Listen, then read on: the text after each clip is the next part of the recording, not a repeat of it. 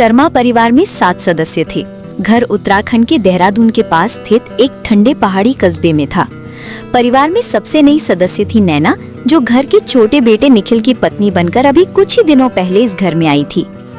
सुबह सुबह किचन में हलचल थी, तभी पीछे से आवाज आई, अरे भाभी क्या कर रही हो? बर्तन धोने जा रही हैं क्या? लाइए मैं धो देती हूँ।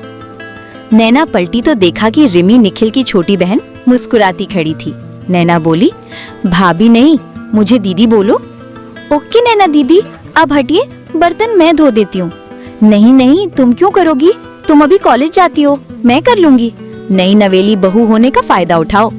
रिमी हंसकर बोली, नहीं, मम्मी ने बोला था कि डे 1 से सारा काम सीखना है, तो होमवर्क कर रही हूँ। दोनों हंस पड़ी। रिमी ने नल खोला और अगली ही सेकंड, माँ, ये तो हिमालय का ग्लेशियर बह रहा है यहाँ।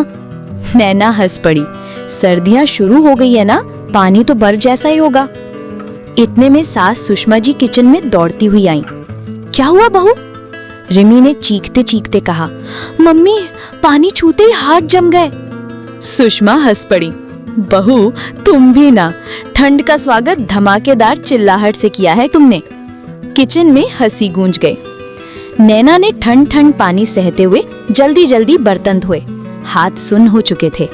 उधर बाहर से दरवाजा धड़ाम से खुला और राजेश जी यानी निखिल के पिता घर में आए।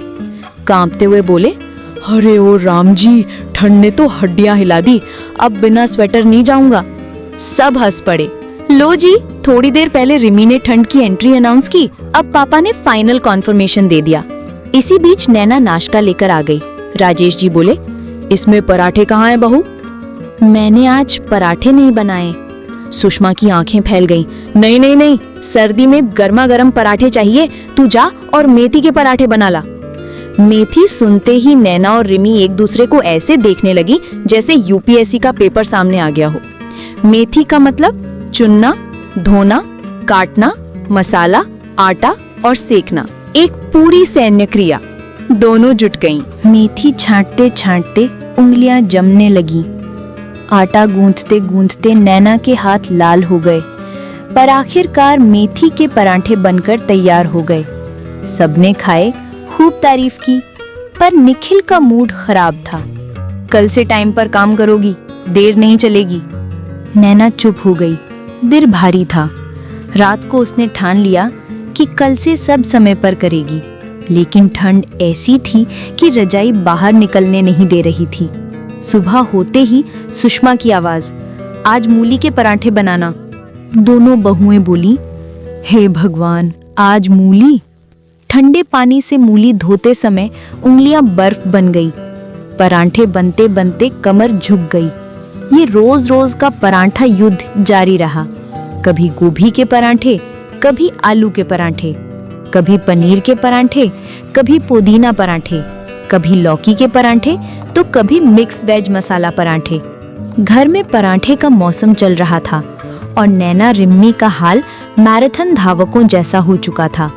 हर रोज ड्रामा, किसी को पसंद नहीं, किसी को ज्यादा, किसी को कम, किसी को पतला, किसी को मोटा। उधर पड़ोसन रंजना रोज खुशबू सूंघकर घर चली आती। अरे आज कौन से पराठे बने हैं, मैं भी खाऊंगी। कभी निखिल ऑफिस जाने में देर की शिकायत करता, कभी राजेश जी सुबह सुबह चाय के साथ पराठा मांगते। शाम को फिर किसी को भूख लग जाती। दिन में 2-2 बार पराठे का आदेश आ जाता। और एक दिन रात को ठंडे पानी से काम करते करते नैना बीमार पड़ गई। बुखार, सिर दर्द, कमजोरी। लेकिन मीना की तरह रिम्मी बोली, औरतों को तो सब करना पड़ता है, चलो काम करो। नैना मन मारे काम करती रही। पराठों की इस जंग में हंसी कम और तनाव ज्यादा होने लगा था। एक दिन नैना ने हिम्मत करके सुषमा जी से कहा, मम्मी, क्या रोज पराठे ना बनाऊं? समय लगता है और हेल्थ भी बिगड़ती है। सुषमा बोली, ठीक है बहू, रोज जरूरी नहीं, जो सही लगे वो बनाओ। नैना ने राहत की सांस ली। अगले दिन उसने पोहा बनाया, पर घर का माहौल अजीब चुप चुप था। किसी को मजा नहीं आया। रंजना आई, अरे पराठे नहीं है, चलो मैं चलती हूँ। पूरा घर पराठों के बिना फीका सा हो गया था, पर दोनों बहुएं अंदर से खुश थीं कि कम से कम रोज नहीं बनाने पड़ेंगे। कुछ दिन बाद बाजार में जाते हुए अचानक दोनों ने सड़क किनारे एक परिवार को गोभी और पनीर के पराठे खाते देखा। खुशबू ने दिल हिला दिया। दोनों एक दूसरे की तरफ देखने लगी। मन में आवाज, पराठे पराठे पराठे। शाम को टीवी पर भी बटर लगे पराठों का ऐड आ गया। सनी बोला, घर में तो मिलते ही नहीं, टीवी पर देख लेते हैं। सब हंस पड़े और फिर एक सुबह किचन में से घी की तड़तड़ाहट की आवाज आई। खुशबू पूरे घर में फैल गई। सब भागते हुए आए। ये गोभी के पराठे? नैना ने मुस्कुराकर कहा, हाँ, आज सबके लिए सरप्राइज। सुषमा बोली, बहू, कहीं पापा जी ने तो नहीं कहा? नहीं मम्मी, किसी ने नहीं, मैंने खुद बनाया है क्योंकि सबको पसंद है, पर रोज नहीं होना चाहिए। सुषमा ने नैना को गले लगा लिया। बिल्कुल सही कहा बहू, बैलेंस बहुत जरूरी होता है। उसी वक्त रंजना भी अचानक आ पहुंची। अरे पराठे, मैं आ गई। सब हंसे। बातें हुई, हंसी लौटी, प्यार लौटा, पराठे लौटे, पर इस बार समझदारी के साथ। और शर्मा परिवार की ठंडी सर्दियां फिर से गर्मा गर्म पराठों की खुशबू से महक उठी। पर रोज नहीं, बस दिल से।